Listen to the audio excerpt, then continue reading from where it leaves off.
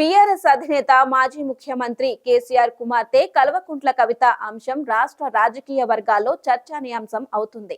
Delhi liquor scam కేసులో jail నుంచి విడుదలయ్యాక కొంతకాలం పాటు సైలెంట్ మోడ్లోకి వెళ్లిన కవిత గత కొన్ని రోజులుగా జగిత్యాల అసెంబ్లీ సిగ్మెంట్ పై ఫోకస్ పెట్టారు. దీంతో కవిత దృష్టి అసెంబ్లీపై పడిందనే టాక్ గుప్పుమంటోంది. దీంతో కవిత ఆలోచనల వెనుక పార్టీ ప్లాన్ ఉందా, లేక ఆమె తన పొలిటికల్ ఫ్యూచర్ స్ట్రాటజీ ఉపయోగిస్తున్నారా అనేది ఆసక్తిని రేపుతుంది. ఇప్పటికే కేసీఆర్ ఫ్యామిలీలో ఆధిపత్య పోరు నడుస్తుందనే గుసగుసలు వినిపిస్తున్న వేళ ఇన్నాళ్లు లోక్సభ శాసన మండలికే ప్రాతినిధ్యం వహించిన కవిత ఇక శాసనసభపై గురిపెట్టడం వెనుక మతలబు ఏంటనేది ఉత్కంఠను రేపుతోంది.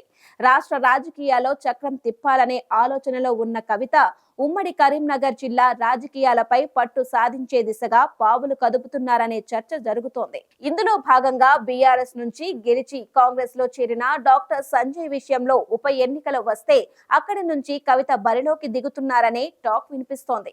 నిజానికి 2023 అసెంబ్లీ ఎన్నికల్లోనే పోటీ చేస్తారని అంతా భావించారు. కానీ ఆమె పోటీకి దూరంగా ఉన్నారు. ఆపై జరిగిన పార్లమెంట్ ఎన్నికల సమయంలో అరెస్టు కావడంతో ఆమె పోటీ చేయలేదు. మారిన రాజకీయ సమీకరణాలతో ఆమె తన వ్యూహం మార్చుకున్నారని, రాబోయే రోజుల్లో స్టేట్ పాలిటిక్స్ లో చక్రం తిప్పడంతో పాటు ఏకంగా ముఖ్యమంత్రి కుర్చీపైనే టార్గెట్ పెట్టారనే ప్రచారం జరుగుతుంది. ఈ వ్యూహంలో భాగంగానే కవిత తనకంటూ ఓ అసెంబ్లీ సిగ్మెంట్ ను సిద్ధం చేసుకుంటున్నారని, అందులో భాగంగా జగిత్యాలపై నజర్ వేశారనే చర్చ జరుగుతోంది. అక్కడ ఉప ఎన్నిక లేదా సాధారణ ఎన్నికలనైనా పోటీ చేసేందుకు ఇప్పటి నుంచే గ్రౌండ్ సిద్ధం చేసుకుంటున్నారనే అభిప్రాయాలు వ్యక్తమవుతున్నాయి. ఇటీవల జరుగుతున్న పరిణామాలు బీఆర్ఎస్ లో కవిత విషయంలో భిన్నాభిప్రాయాలకు తావిస్తోంది.